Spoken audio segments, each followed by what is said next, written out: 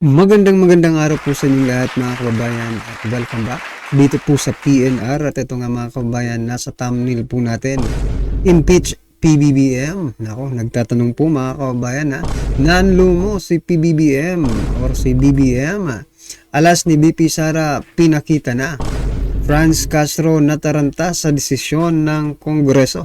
Nako, yan mga kababayan, patungkol po yan ang ating alamin at bibigyan ng komento ngayong araw na ito. At dahil nga po rin mga kababayan, ito share po natin ang balitang ito or ang video ito na kung saan Congressman Chua bumaliktad na, harapang sinupalpal si Franz Castro. At ito pa mga kababayan, share din po natin itong video na kung saan isang netizen ang nag-react patungkol po dito sa sinasabi ni Congressman Sandro Marcos na performance. Nako, ano kaya yan? Mamaya mga kababayan, bigyan po natin ng reaction yan. At eto na nga, simulan na po natin dito po kay Franz Castro. Eto mga kababayan, pakinggan po natin at bigyan natin ng reaction ang video ito. Tayo po kasi ay recommendatory lamang ang pwede po natin na gawin. We can recommend the filing of cases to hearing officials, pero hindi po kasi tayo ang tagalitis. In addition to that,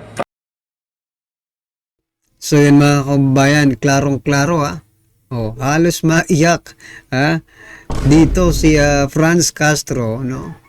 Dahil nga po hindi hanggang pagpa-file lang po sila, no, ng impeachment cases mga kababayan against Vice President Sara Duterte. Ibig sabihin po, kahit ilan pa, kahit 10,000 pang impeachment case ang ihain nila dyan, hindi pa rin po sila ang magdidesisyon, no, kung iyan ba ay karapat dapat or hindi, no? Sila po ay anong sabi ni Congressman Chua? tayo po kasi ay recommendatory lamang. Yun, recommendatory lamang. So magre-recommend lang sila ng mga kaso against Vice President Sara Duterte. Then pupunta na sa upper house mga kababayan. So yan mga kababayan, malaki pa rin po ang malaki pa rin po ang tsansa, no, na wala talagang kabuluhan itong kanilang mga ginagawang impeachment cases against Vice President Sara Duterte, no? Parang inuubos na lang kung sa basketball pa, ano na ito patay oras na mga kababayan, di ba? Yung ginagawa nila kasi mag-e-end na nga yung ano nila yung term, di ba? Kasi mag-e-election na nga, midterm election. So patay oras na lang to para meron naman silang ginagawa, no, para sabihin ng taong bayan, may ginagawa naman pa sila kahit patapos na yung mga oras nila, yung termino, ba? Or maybe Franz Castro is talagang nagtitake lang siya ng advantage, no, para kasi tumatakbong senadora itong si Franz Castro. So nagtitake lang ito ng advantage sa popularity ni Vice President Sara Duterte. Yun po ang nakikita ko dito. Ano sa palagay nyo mga kababayan? I-comment nyo na lang po. At ito na nga, ito po yung sinasabi kong patungkol naman po sa sinasabing performance. Itong sinasabing performance ni Sandro Marcos, mga kababayan. Isang netizen po ang nag-react. Ito mga kababayan. At bigyan rin po natin ng reaksyon. Nakakatuwa po Sa totoo lang, ma'am, kung ganun ang katawan nila, pabayaan mo. But you have to focus on yourself. And my dad always says, performance is the best equalizer. Kahit sa kahit anong babato nilang issue sa'yo, kung ginagalingan mo ang ginagawa mo, Ulul, ang dami niyong dramang pamilya. Anong performance pinagsasabi mong ulul ka?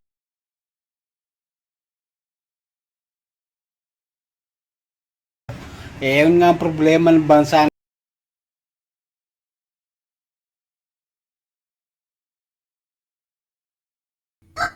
natin, yung tatay mo hindi nagpe-perform. Tama na yan, kadramahan nyo. Magpa-drug test kayo, kayong buong pamilya. Kayo ang problema ng Pilipinas. So yan mga kababayan, performance daw ang kahit anong sabihin nila As long as, sabi ni Sandro Marcos, kahit anong sabihin nila, kahit anong gawin nilang paninira, as long as you are doing or performing, di ba? Good. Ay, baliwala yan. Ang problema nga, sabi dito ni Kuya, hindi Yun ang problema nga, walang performance. Magti 3 years na po, nasaan po ang sinasabi ninyong performance, mga kababayan? Ito nga, kung may performance yan, hindi na po hahanapin ng taong bayan. Mismong taong bayan na ang magbabalandra, di ba? Na mga performance na sinasabi ni Sandro Marcos. Pero wala, kaya hinahanap po. Diba?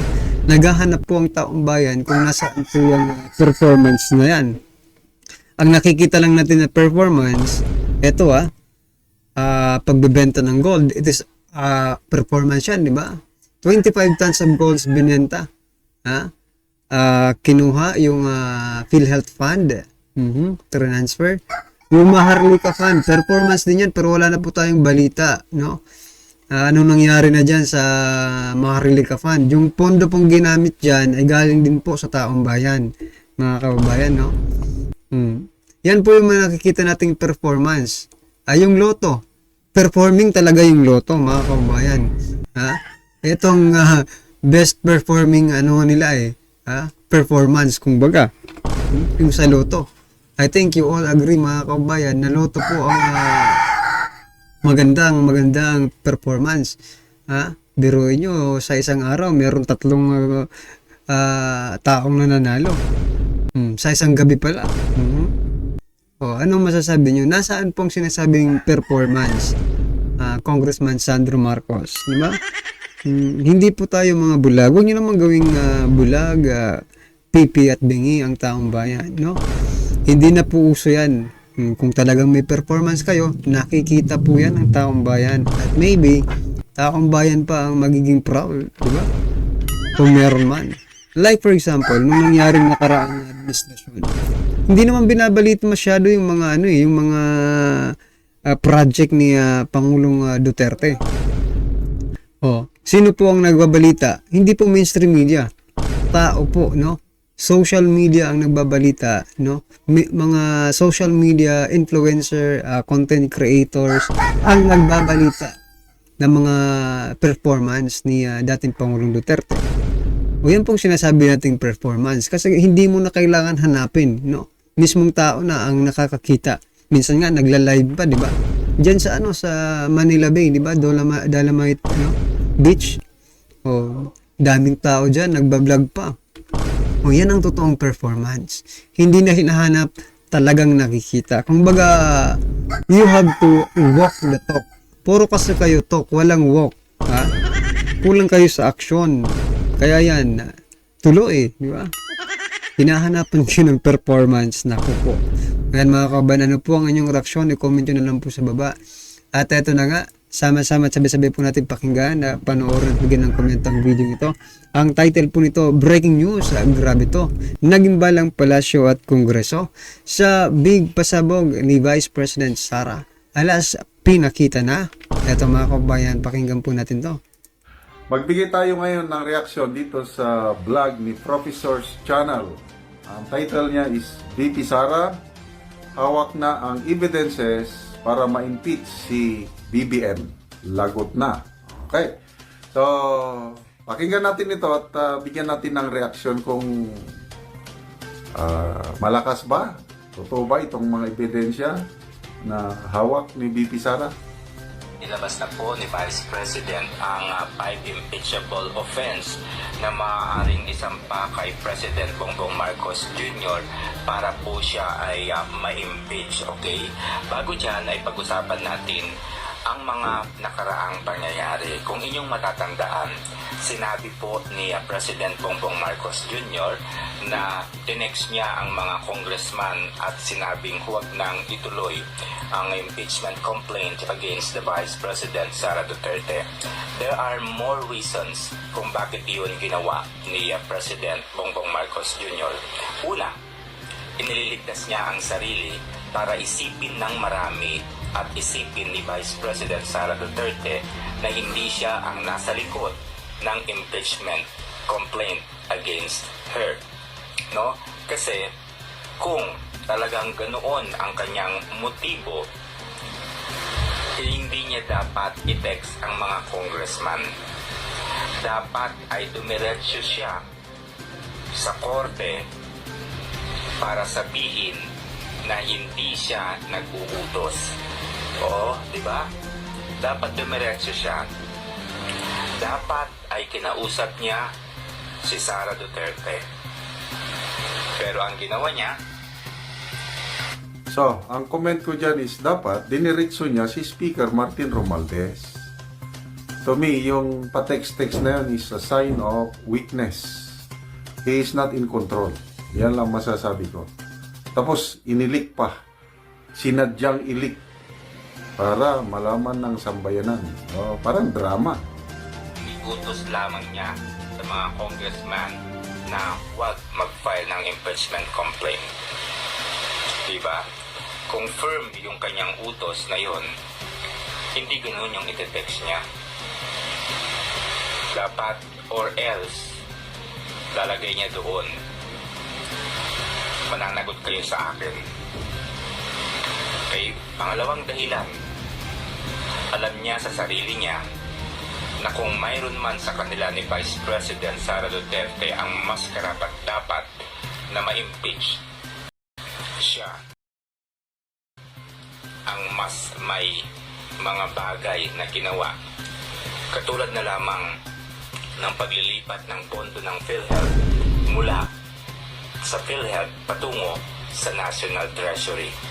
Ang malupit po ito mga Yan, malaking bagay yan eh. Kasi nasa poder na ng Supreme Court ang kasong ito. Nagbigay na ng TRO ang baka ma-declare yan na unconstitutional na ko. Laking sampal sa administrasyong ito. Pera ng mga members tapos gagamitin mo sa projects ng mga mambabatas na kung ano-ano. Kasi nga mga kababayan, nasanay po sila, no? Nasanay po sila doon sa Maharlika Fund. 'Di ba yung Maharlika Fund, galing din po 'yun sa